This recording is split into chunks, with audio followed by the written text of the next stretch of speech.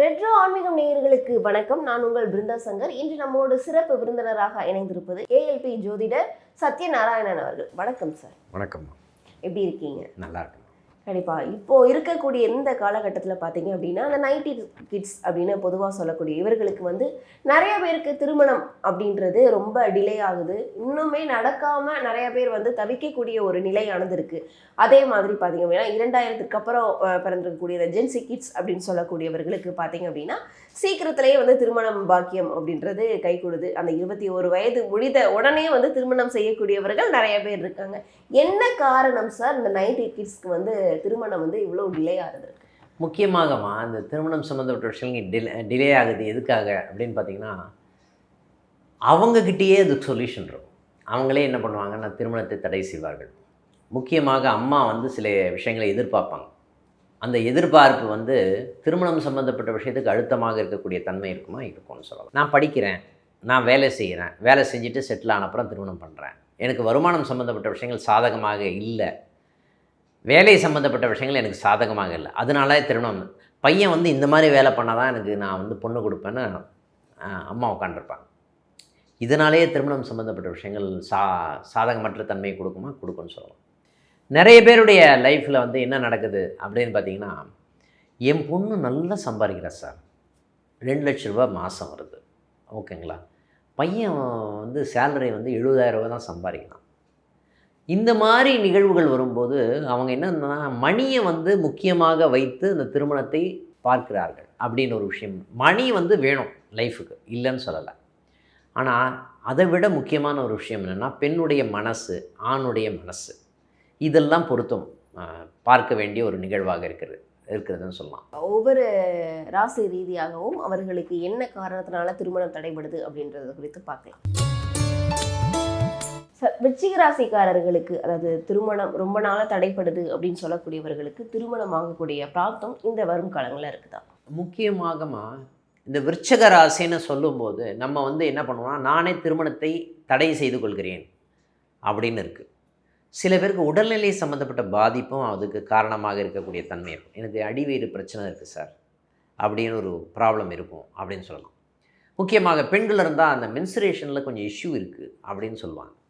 இந்த மாதிரி நிகழ்வுகள்லாம் இப்போது இவங்கெல்லாம் என்ன பண்ணணும்னா காரத்தை குறைத்து சாப்பிடுவது சிறப்புன்னு சொல்லலாம்.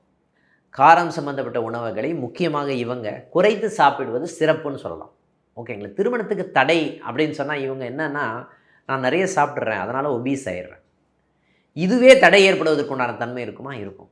அப்போது இவங்களே திருமணத்துக்கு தடை ஏற்படுவதற்குண்டான தன்மை இருக்கும்னு சொல்லலாம். அப்போ இந்த மாதிரி ஒரு நிகழ்வு வரும்போது பேச்செல்லாம் நல்லாயிருக்கும், நல்ல குலமாக இருக்கும், சாதகமாக இருப்பதற்குண்டான தன்மை எல்லாமே நல்லாயிருக்கும். நான் சம்பாரிச்சிட்டு தான் திருமணம் பண்ணுவேன்னு சொல்லக்கூடாது. ஃபஸ்ட் பாயிண்ட், இவங்க வரன் வருது இல்லைங்களா, அந்த வரன் எங்கே இருப்பாங்க அப்படின்னு பார்த்தீங்கன்னா வெளியூரில் இருப்பாங்க, வெளிநாட்டில் இருப்பாங்க. அழகை பார்த்து நீங்கள் எந்த டைம்லையும் மயங்கி திருமணத்தை செய்து கொள்ளலாமா? செய்து கொள்ளக்கூடாது.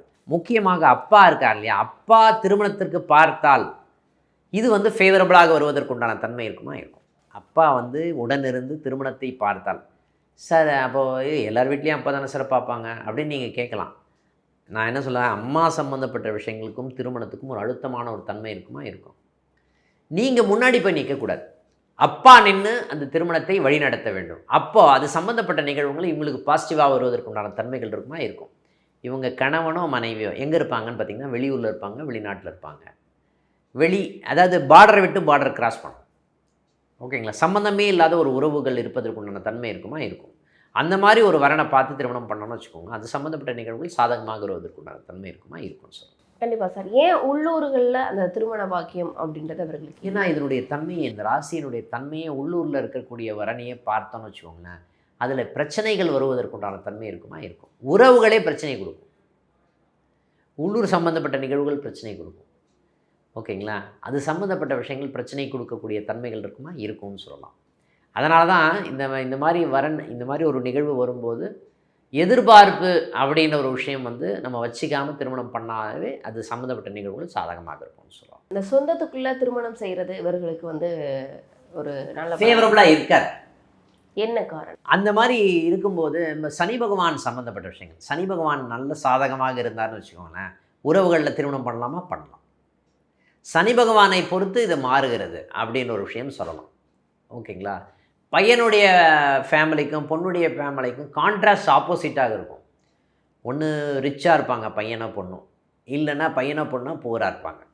இந்த மாதிரி அட்ஜஸ்ட் பண்ணிவிட்டு திருமணம் பண்ணாங்கன்னா இவனுடைய வாழ்க்கை நல்லாயிருக்கும். இல்லைன்னா பொண்ணோ பையனோ ஃபாஸ்ட்டாக இருப்பாங்க, இவன் பையன் ஃபாஸ்ட்டாக இருப்பான், பொண்ணு ஸ்லோவாக இருக்கும். இதெல்லாம் மாறக்கூடிய தன்மை இருக்குமா? இருக்கும். அதனால தான் இந்த மாதிரி நிகழ்வுகள் வரும்போது முக்கியமாக வந்து நம்ம சொல்கிறது என்னென்னா, அப்பா பார்த்து திருமணம் பண்ணணும். ஓகேங்களா? ஒன்று வெளியூரில் இருக்கிற இல்லைன்னா சில பேர் என்ன பண்ணுவாங்கன்னா மாமா வகையில் திருமணம் பண்ணுவாங்க. அந்த மாமா வந்து வெளியூரில் போய் செட்டில் ஆகிருப்பார். அவர் அந்த மாதிரி வரன் வந்ததுன்னா திருமணம் பண்ணலாமா? தாராளமாக பண்ணலாம். கண்டிப்பாக இவர்களுக்கு இந்த காதல் திருமணம் அப்படின்றது கை கொடுக்குமா? காதல் திருமணம் சம்மந்தப்பட்ட விஷயங்கள் ஒரு கசப்பை கொடுத்து தான் கை கொடுக்கும். ஒரு பிரச்சனை வரும் காதல் சம்மந்தப்பட்ட விஷயத்தில். அது சம்மந்தப்பட்ட விஷயங்கள் பிரச்சனை கொடுக்கக்கூடிய தன்மை இருக்குமா? இருக்கும். காதல் அழுத்தமாக மாறக்கூடிய தன்மை இருக்கும் அப்படின்னு ஒரு விஷயங்கள் இருக்கும் அப்படின்னு சொல்லலாம். காதல் திருமணம் சாதகமாக வருவதற்குண்டான தன்மைகள் அங்கே நிறைய இருக்கிறது இல்லை.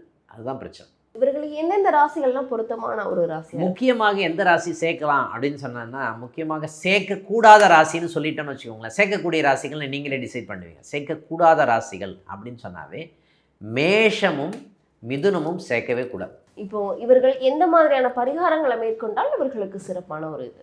பரிகாரங்கள் அப்படின்னு சொல்லும்போது இப்போது இந்த காலகட்டத்தில் வந்து கிருஷ்ணர் வழிபாடு யாரெல்லாம் பண்ணுறாங்களோ, நின்ற பெருமாள்னு சொல்கிறோம் இல்லையா, திருப்பதி வெங்கடாஜலபதி, பார்த்தசாரதி, நின்ற பெருமாள் வழிபாடு அப்படின்ற ஒரு விஷயம் வந்து மிகவும் சாதகமான அமைப்பை கொள்ளக்கூடிய தன்மை இருக்குமா? இருக்கும்னு சொல்லுவாங்க.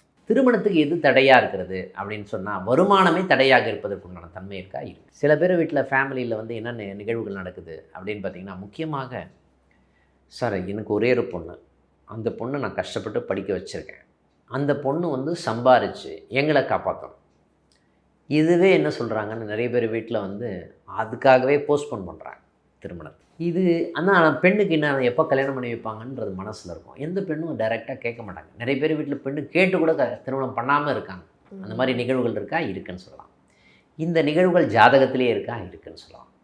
ஒரு பெண் வந்து படிக்க வைக்கிறாங்க, வேலைக்கு போகுது, ஆண் வந்து சப்போர்ட் கிடையாது அப்படின்ற பட்சத்தில் திருமணம் சம்பந்தப்பட்ட விஷயங்கள் தடை ஏற்படுவதற்கு உண்டான தன்மை இருக்கா? இருக்குது. எதிர்பார்ப்புகளே திருமணத்தை தடை ஏற்படுவதற்கு உண்டான தன்மை இருக்குமா? பொருளாதார எதிர்பார்ப்புகள் திருமணத்துக்கு தடை ஏற்படக்கூடிய நிகழ்வுகளாக இருக்கிறது. சார் பையனுக்கு வீடு இருக்கா சார் அப்படின்னு கேட்பாங்க. இதுவே தடையாக இருக்கும். ஓகேங்களா? பையன் நல்லா சம்பாதிக்கிறான், வீடு வரும் அப்படின்னு மினிமமாக என்னென்ன இருக்கோ அதை மட்டும் பார்த்துக்கணும். பொருளாதார ரீதியாக நீங்கள் ஜாஸ்தியாக பார்க்க திருமணத்துக்கு தடை ஏற்படுவதற்கு உண்டான தன்மைகள் இருக்குமா? இருக்கும்னு சொல்லலாம்.